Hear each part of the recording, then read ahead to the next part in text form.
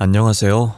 저는 5년 전에 이혼을 하고 대전에서 혼자 살고 있는 38세 여성입니다. 뒤로 넘어져도 코가 깨진다는 말은 딱 저를 두고 하는 것 같아요. 아직 40을 넘기지 않은 젊은 나이지만 남들은 한 번 겪기도 힘든 재수없는 일을 2번이나 당해야 했으니까요. 전 남편과 재혼을 생각했던 남자 모두 제게 지울 수 없는 치욕과 상처만 남겨주고 떠나버렸습니다. 연이은 시련은 감당하기 힘든 정신적인 충격을 주었고 오랜 시간 동안 폐인처럼 살아야만 했습니다. 두 남자는 제게 육체적 그리고 정신적인 상처와 함께 큰 금전적인 피해도 안겨주었어요. 몇 년의 시간이 지나면서 마음의 안정을 되찾아서 누군가에게 가슴속에 묻어둔 상처를 털어놓고 위로받고 싶어서 글을 올리게 되었습니다. 제게는 중학교 때부터 늘 붙어 다녔던 단짝 친구가 있었습니다. 민소희라는 친구예요.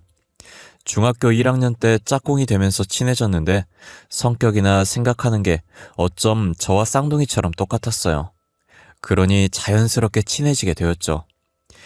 2학년이 되어서는 다른 반이었지만 한 몸처럼 붙어 다니게 되었어요.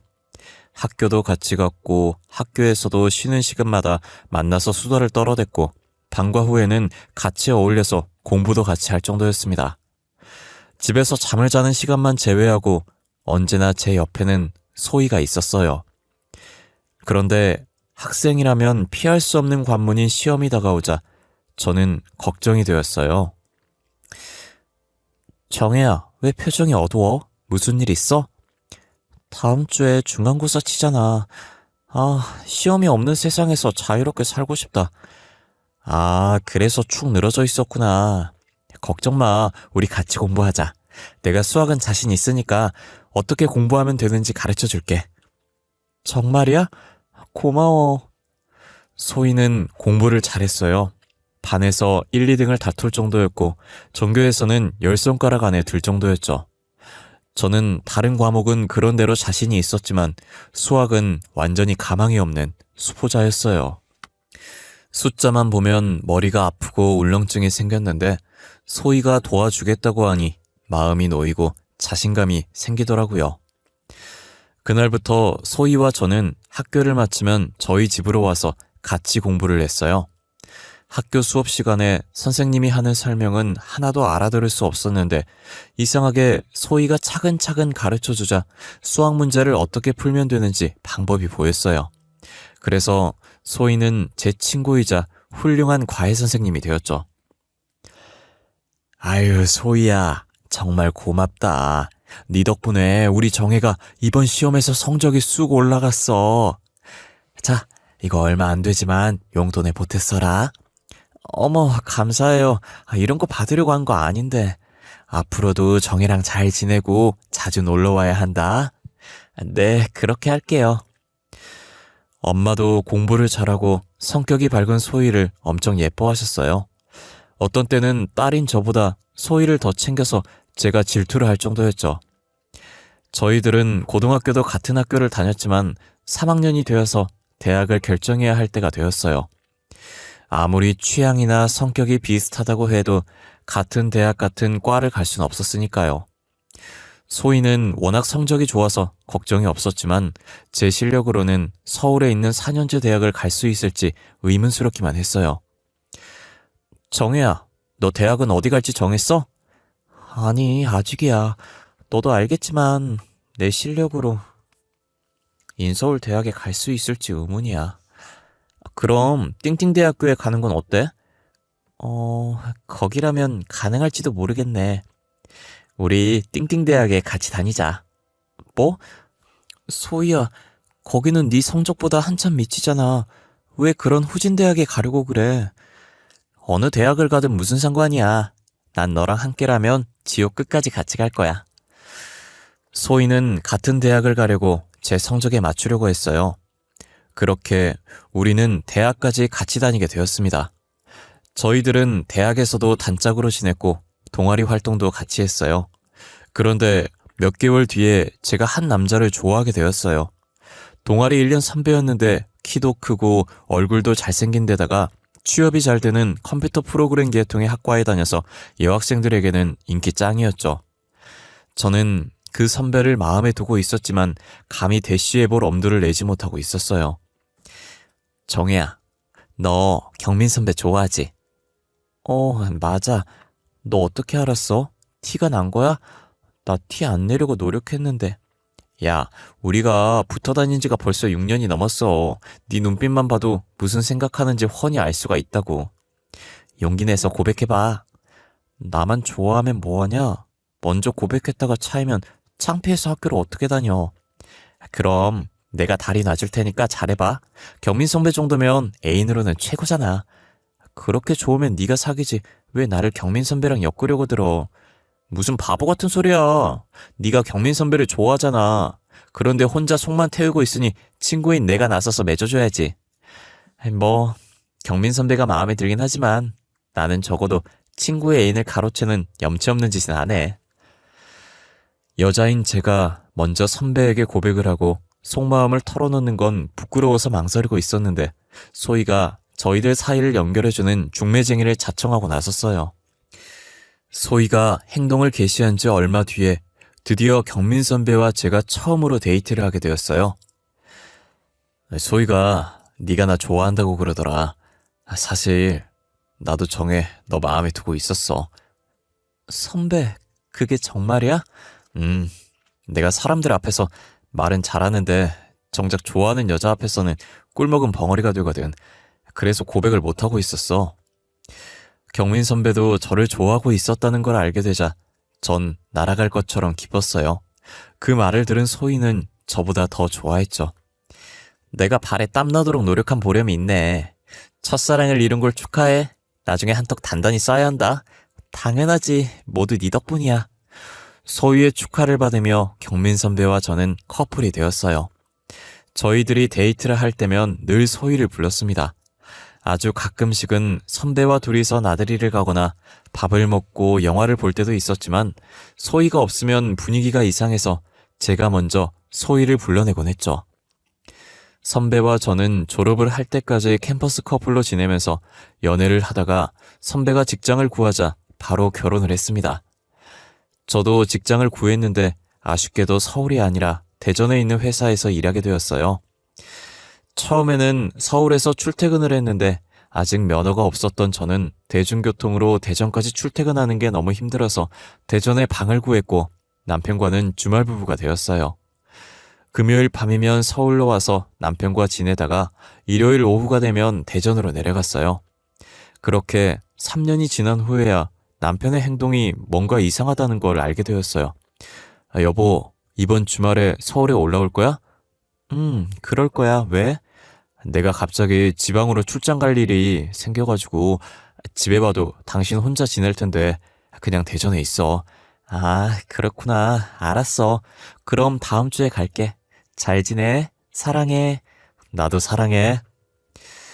남편은 자주 출장이며 다른 핑계를 대면서 주말에 제가 서울로 올라오지 못하게 했어요. 그러다 여자의 예민한 직감으로 제가 없는 주중에 다른 여자가 제 집에 드나든다는 걸 본능적으로 느끼게 되었죠.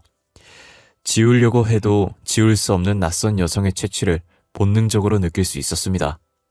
하지만 심증만 있다 보니 그걸로 남편을 의심할 순 없었고 떨어져 지내다 보니 제가 너무 예민해졌다고만 생각하고 말았어요. 그러다가 대학 동아리 선배를 통해서 믿을 수 없는 충격적인 말을 듣게 되었습니다.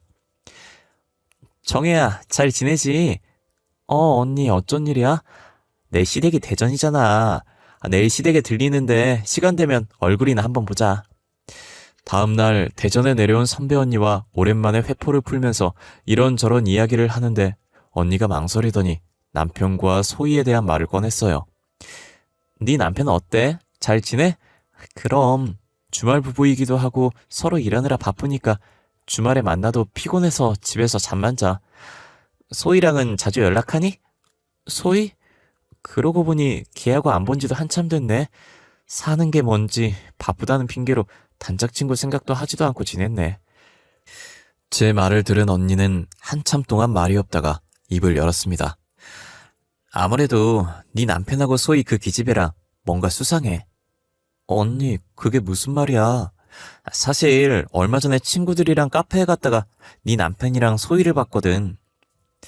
언니의 말에 따르면 소희와 남편이 다정하게 팔짱을 끼고 카페에 들어와서 나란히 붙어 앉더니 다른 사람들의 시선은 아랑곳하지 않고 껴안고 얼굴을 만지면서 애정행각을 하더라는 거예요. 학교 때부터 잘 알고 친하게 지내다 보니 그럴 수는 있는 법이지만 도가 너무 지나친 것 같아. 분명 뭔가 있는 것 같으니까 네가 잘 살펴봐. 언니의 말은 고요하던 제 마음을 흔들어 놓았습니다. 남편에게 다른 여자가 있을지도 모른다는 근거 없는 의심이 확신으로 바뀌는 것 같았어요. 언니와 만나고 나서 저는 먼저 소희에게 연락을 했어요. 정혜야, 이게 얼마만이야. 세상에, 연락 안 한 지 1년이 넘었네. 그러니까 우리 너무 무심했어. 이번 주말에 시간 어때? 한번 보자. 어쩌지? 이번 주는 선약이 있어. 내가 다시 연락할게. 소희는 다른 약속이 있다고 했고 얼마 뒤에 다시 연락을 해도 바쁘다고 했어요. 저는 왠지 소희가 저를 피한다는 느낌을 받았습니다. 고민하던 저는 회사에 월차를 내고 주중에 불시에 집에 들이닥쳤어요. 그리고 보지 말아야 할 더러운 꼴을 보고 말았네요. 집 안에 들어가자 안방에서 남녀의 웃음소리가 들렸습니다. 안방문을 열자 남편과 소희가 나란히 침대에 누워 있었죠. 여보, 이 시간에 당신이 어떻게... 저는 가슴 속에서 불덩어리 같은 화가 치밀어 올랐고 몸이 덜덜 떨려서 말조차 제대로 나오지 않았어요. 이런 나쁜 자식, 어떻게 단짝 친구랑 바람을 피울 수가 있어? 제가 발악적으로 소리를 지르자 남편은 고개를 숙이고 아무 말이 없었어요. 그런데 소희는 아주 태연했어요. 정혜야, 너희 둘을 맺어준 사람이 나잖아. 그러니 나도 경민 선배를 만날 권리가 있다고 생각해. 소희는 저를 똑바로 쳐다보면서 말 같지도 않은 소리를 짓거렸어요. 저는 참을 수 없는 분노와 모욕감에 소희의 뺨을 갈겨버렸죠. 너 입에서 나오면 다 말인 줄 알아? 너 같은 인간을 직구로 생각했던 내가 부끄럽고 원망스러워. 당장 내 집에서 나가. 소희는 순순히 일어나서 나가버렸고 남편은 그간의 사정을 모두 털어놓았는데 정말이지 기가 막혔습니다. 남편은 저를 만나면서도 소희와 양다리를 걸치며 이미 깊은 관계를 맺고 있었어요. 오히려 저와 데이트를 한 것보다 몰래 소희를 만난 적이 더 많았을 정도였죠. 그런데 소희를 두고 저와 결혼을 한 건 모두 돈 때문이었어요. 남편의 집안은 형편이 어려웠지만 저희 집은 제법 넉넉해서 결혼하고 신혼집도 저희 집에서 구해주었거든요. 남편은 연애를 하면서 재미있는 소희와 보고 결혼은 형편이 나은 저와 했던 거죠. 그리고 결혼 후에도 둘의 관계는 계속 이어졌던 겁니다. 저는 이혼 소송을 했고 얼마간의 위자료를 받고 갈라섰지만 단짝 친구에게 뒤통수를 얻어맞고 남편의 배신으로 인한 이혼의 충격에서 2달이 넘게 헤어나오지 못하고 있었어요. 약간의 대인기피증까지 생겨서 장을 본다든지 꼭 필요한 경우가 아니면 외출도 하지 않고 온종일 집안에서만 지냈습니다. 물론 다니던 직장도 그만두었죠. 번아웃이 온 것처럼 어떤 것에서 흥미가 느끼지 않고 만사의 의욕이라고는 느껴지지 않았어요. 정신과를 찾아가서 상담을 받아보니 우울증 초기 증상이라고 하더군요. 하루 종일 침대와 한몸이 되어서 누워있으니 온갖 이상한 생각들이 머릿속을 떠돌며 저를 괴롭혔습니다. 그때 저는 극단적인 선택을 하는 사람들의 비참하고 절박한 심정을 몸으로 느낄 수 있었어요. 이러다가 나도 그런 사람들처럼 충동적으로 해서는 안 되는 선택을 하는 건 아닌지 두렵기도 했어요. 그때 선배 언니가 저를 찾아왔습니다. 선배 언니는 살이 쭉 빠진 제 몰골을 보더니 한숨을 쉬었어요. 너 이렇게 집에만 틀어박혀 있다가는 정말 폐인 되겠다. 나는 후배를 남보다 먼저 떠나보낼 생각은 조금도 없으니까 내 말대로 해. 언니는 테니스를 다시 시작해보라고 권했어요. 언니는 고등학교 때는 테니스부에서 활동한 적이 있었고 대학에서는 취미로 테니스를 쳤는데 언니를 따라서 코트에 가서 처음 테니스를 배우게 되었죠. 처음에는 실수 연발이었지만 나중에는 테니스의 매력에 푹 빠지게 되었어요. 몸을 움직이면서 운동을 하면 잡생각이 싹 사라질 거야. 매일 멍하니 누워만 있으면 사는 게 귀찮아지기만 할 뿐이야. 나도 알아, 언니. 그런데 지금은 아무것도 하고 싶은 생각이 없어. 억지로라도 몸을 움직여야 돼. 어서 일어나. 언니는 싫다는 저를 반강제로 끌고 테니스 클럽으로 갔습니다. 언니가 잘 아는 코치가 운영하는 클럽이라고 했어요. 안녕하세요. 최준호라고 합니다. 테니스를 쳐본 적은 있으세요? 네, 대학 때 잠깐 했어요. 오래 쉬셨으니까 기초부터 천천히 가르쳐 드릴게요. 처음에는 언니의 강압적인 권유로 테니스 클럽에 나가기 시작했지만 코치의 자상하고 친절한 배려 덕분에 다시 운동에 맛을 들이게 되었어요.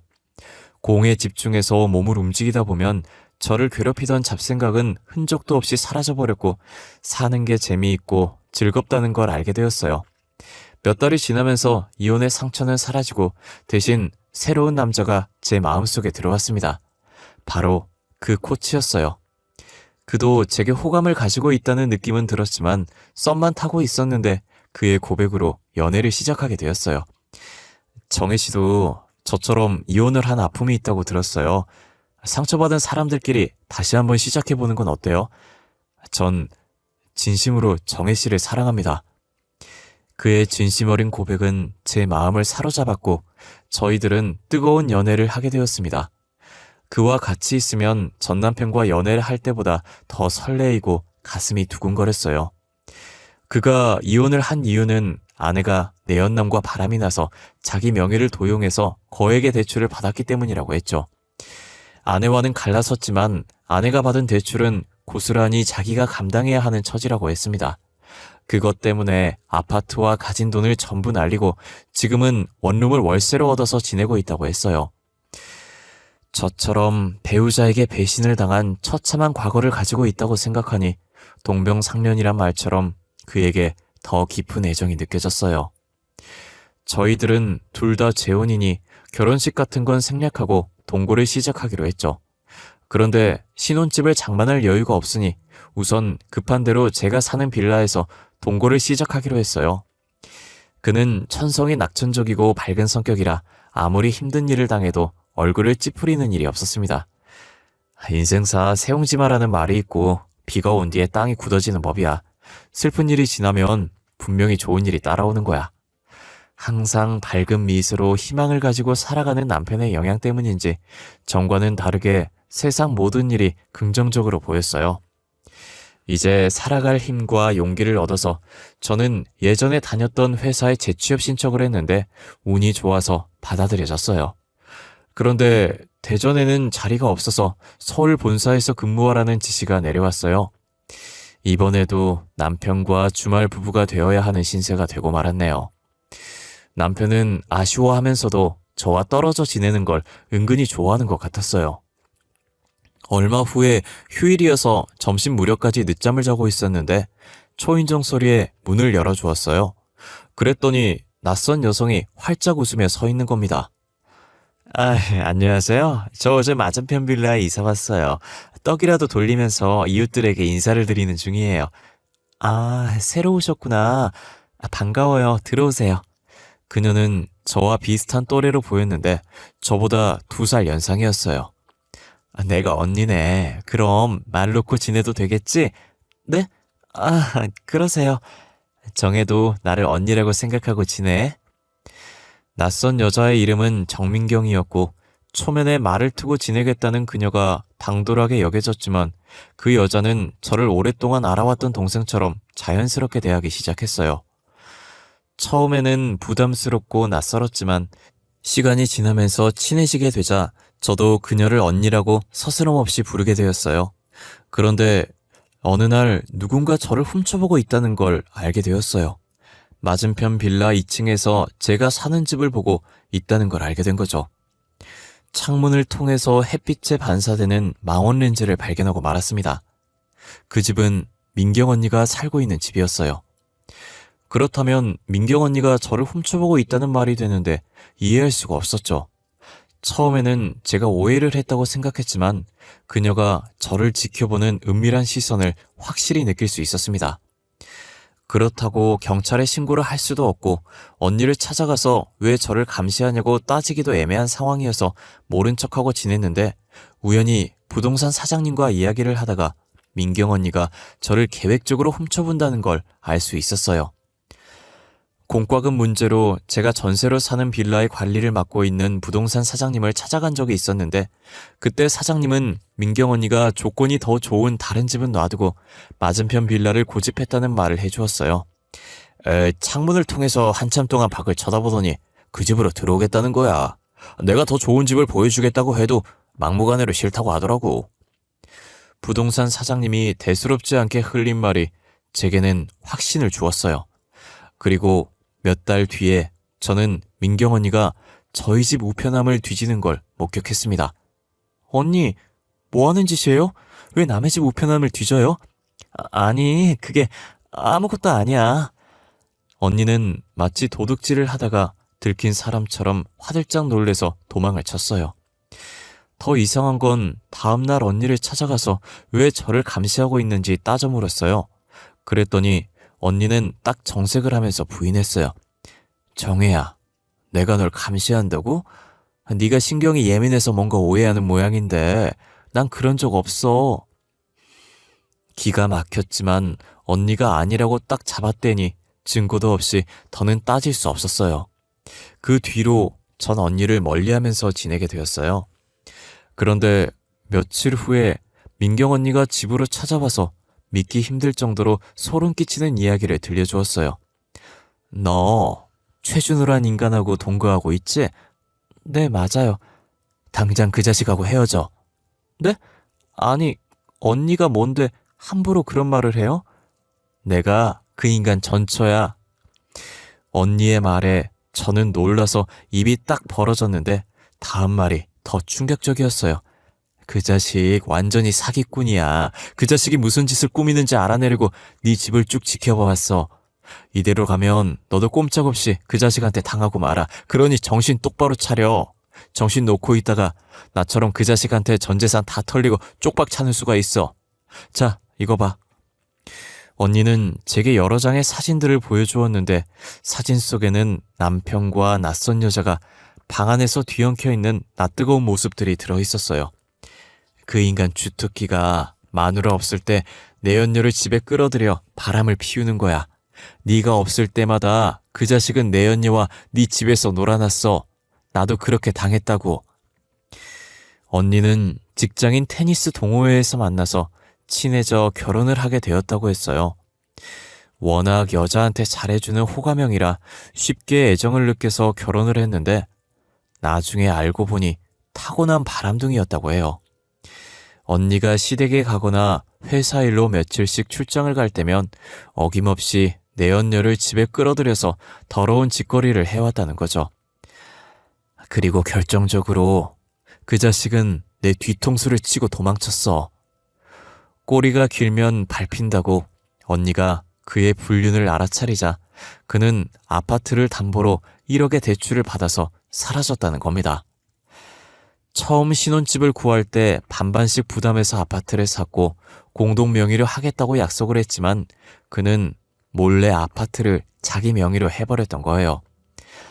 내가 그 자식을 잡으려고 서울을 이잡듯이 뒤졌는데 대전으로 도망쳐왔던 거야. 그리고 너를 먹잇감으로 찍은 거라고.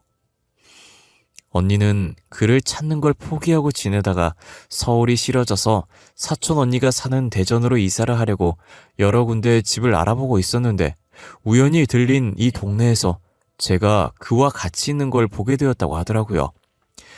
언니는 맞은편 집을 얻은 다음에 제가 아니라 전 남편을 지켜보면서 감시를 해왔던 거죠. 전 날벼락을 맞은 것처럼 정신을 차릴 수가 없었고 언니의 말을 믿을 수가 없었습니다. 당장 남편에게 따지고 싶었지만 테니스 대회에 출전하느라 어제 지방에 내려갔어요. 일단 다음 주에 남편이 돌아오면 모든 게 밝혀질 테니 기다리기로 했어요. 하지만 부동산 사장이 저를 찾아오면서 그놈에게 완전히 당했다는 걸 알게 되었어요. 아니, 왜 갑자기 전세금을 빼서 이사를 가려고 해? 갈 곳은 정했어? 나한테 말했으면 좋은 데 알아봐 줬을 텐데. 네? 이사라뇨? 그리고 전세금을 빼다니 무슨 말씀이세요? 제 말에 부동산 사장님이 더 당황했어요. 이틀 전이야, 남편 양반이 그 집주인을 찾아와서 급한 사정이 생겼으니 전세금을 빼달라고 했다는 거야. 그놈은 전세 계약자인 제 인감도장에 찍힌 위임장을 보여줬다고 합니다. 아직 계약이 남아있어서 안 된다고 했지만 워낙 사정을 하길래 집주인이 그쪽하고 통화해서 확인한 다음에 전세금 7천만 원을 남편에게 내줬다고 했어. 근데 모른다니? 이게 무슨 소리냐고? 저는 심장이 멎는 것 같았고 하늘이 노랗게 보이면서 다리에 힘이 풀려서 그 자리에 주저앉고 말았습니다. 제 머릿속에는 보름 전의 일이 떠올랐습니다. 여보, 당신 휴대폰 좀 줘봐. 휴대폰은 왜? 후배놈이 휴대폰 장사를 하는데 유심칩만 가져오면 최신형으로 업그레이드 해주겠대. 그놈은 업그레이드를 빌미로 제 휴대폰을 가져갔는데 아마 그때 업자를 통해서 복제폰을 만들었던 겁니다. 그래서 집주인이 제게 전화를 했지만 그 전화를 그놈의 내연녀가 받아서 제 행세를 해서 집주인을 속였던 거죠. 그놈이 가로채간 전세금은 전 재산이었어요. 진작 민경 언니의 말대로 그놈을 의심했어야 했는데 넋을 놓고 있었던 제가 한없이 원망스러웠습니다. 하지만 이미 엎질러진 물이었고 돌이킬 방법은 없었죠. 그런데 민경 언니는 그놈이 다시 올 거라고 했어요. 짐이 그대로 있잖아. 내 생각에 그놈은 다시 와서 자기 짐을 챙겨갈 거야. 언니, 전세금까지 모두 챙겼는데 무슨 미련이 남아서 다시 오겠어. 다 끝났어. 아니야. 그놈은 내가 여기 있다는 거 몰라. 네가 서울에 있는 날을 골라서 다시 올 거야. 나한테 맡겨. 나도 그놈한테 당한 걸 갚아야 하니까. 전 민경 언니의 말을 믿지 않았지만 그냥 언니가 하는 대로 내버려 뒀어요. 저는 회사에 사정이 있다고 말하고 휴가를 냈습니다. 그리고 이틀 뒤에 그놈은 내연녀를 데리고 집으로 왔어요. 아무도 없을 거라고 생각하고 마지막으로 짐을 챙기러 왔는데 그들을 맞이한 사람은 민경 언니였어요. 어머, 자기야, 오랜만이야. 야반도주 하듯이 도망치면 내가 못 찾을 줄 알았지? 언니를 본 그 인간은 저승사자를 만난 것처럼 놀라서 멍한 표정으로 얼굴이 하얗게 질려서 아무 말도 못하고 서 있다가 곧 정신을 차리고 냅다 도망을 쳤어요. 하지만 제가 부른 경찰이 그를 잡았습니다. 최진호 씨, 당신을 사기죄 및 사문서 위조 혐의로 긴급 체포합니다. 이거 나요. 나는 아무 잘못이 없어요. 죄 없는 사람한테 왜 이래요? 그놈은 아직도 정신을 못 차리고 발악을 했지만 민경 언니는 그 인간의 뺨을 갈겨버렸습니다. 죄가 없어? 지나가는 똥개가 들어도 웃겠다. 네가 무슨 짓을 저질렀는지 몽땅 까발려 줄 테니까 각오 단단히 해. 이젠 제 차례가 되었죠. 그는 울면서 잘못했다고 용서해달라고 했지만 어림도 없는 소리였어요. 넌 배신당한 상처가 아직 아물지도 않은 내 가슴에 소금을 뿌리고 전 재산을 가로챘어. 나쁜 자식. 내 눈에서 피눈물이 나도록 만들어놓고 용서해달란 말이 나와? 여보, 내 잘못이 아니야. 전부 저 여자가 꾸민 짓이야. 난 그저 시키는 대로 한 잘못밖에 없어. 그러자 옆에서 듣고 있던 내연녀가 소리를 질렀어요. 뭐라고? 이런 미친 자식. 아니에요. 이 자식이 하는 말 믿지 마세요. 전 이 인간이 총각인 줄 알고 만났어요. 정말이에요. 내연녀는 저희들의 눈치를 보다가 집 밖으로 나가려고 했지만 경찰은 그녀도 경찰서로 같이 가야 한다고 말했고 둘은 나란히 경찰에 연행되어 갔어요. 죄가 없다면 풀려날 것이고 죄가 있다면 처벌을 받게 되겠죠. 지금 저는 남편과 바람을 피운 내연녀를 상대로 소송을 준비하고 있습니다. 변호사는 그녀가 전 남편이 유부남인 걸 알면서도 만났다면 상간녀 소송을 진행할 수 있다고 했거든요. 얼마 전에 만난 내연녀는 여전히 자기는 남편이 총각인 줄 알았다고 잡아댔지만 전 남편이 했던 말과 여러 가지 확실한 증거들을 가지고 있어서 끝까지 소송을 밀어붙일 생각입니다. 제가 너무 사람을 잘 믿는 건지 남자에게 큰 상처를 2번씩이나 받아버린 저는 이제 모든 사람이 다 의심스럽고 믿지 못하는 지경에 이르렀어요. 두서없는 제 하소연을 끝까지 들어주셔서 감사드리고 언젠가 사소한 일에도 감사하는 마음을 가지고 살아간다면 행복은 저절로 따라올 거라고 믿고 싶습니다. 여러분들의 건강과 행복을 기원하면서 글을 마치겠습니다.